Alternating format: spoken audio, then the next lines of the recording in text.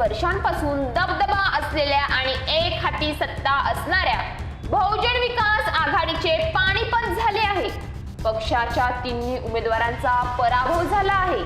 नालासोपारा मतदारसंघातून 3 वेळा आमदार असलेले क्षितिज ठाकूर यांचा भाजपाच्या राजन नाईक यांनी पराभव केला, तर आयुष्यात एकही निवडणूक न लढवलेल्या भाजपाच्या स्नेहा दुबे पंडित यांनी बलाढ्य ठाकूरांचा पराभव केला आहे।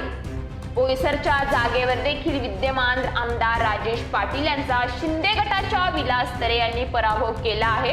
1990 पासून वसई विरारच्या राजकारणावर आपले वर्चस्व असलेल्या बहुजन विकास आघाडीला प्रथमच मोठा धक्का बसला आहे। वसई, नालासोपारा आणि बोईसर या तिन्ही विधानसभेच्या जागांवर त्यांच्या विद्यमान आमदारांचा पराभव झाला आहे।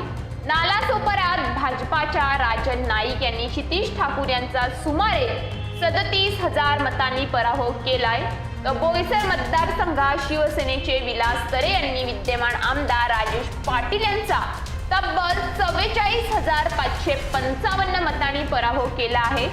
सर्वात धक्कादायक पराभव म्हणजे बहुजन विकास आघाडीचे हितेंद्र ठाकूर यांचा होता। राजकारणात नवख्या असलेल्या भाजपाच्या स्नेहा दुबे पंडित यांनी अवघ्या 3,275 मतांनी ठाकूर यांचा पराभव केला आहे। हितेंद्र ठाकूर यांनी 6 वेळा निवडणूक लढवली होती आणि प्रत्येक वेळी जिंकले होते। त्यांचा प्रथमच पराभव झालाय।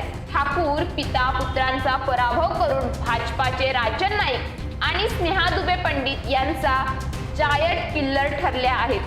या पराभवामुळे बहुजन विकास आघाडीच्या साम्राज्याला सुरुंग लागला आहे।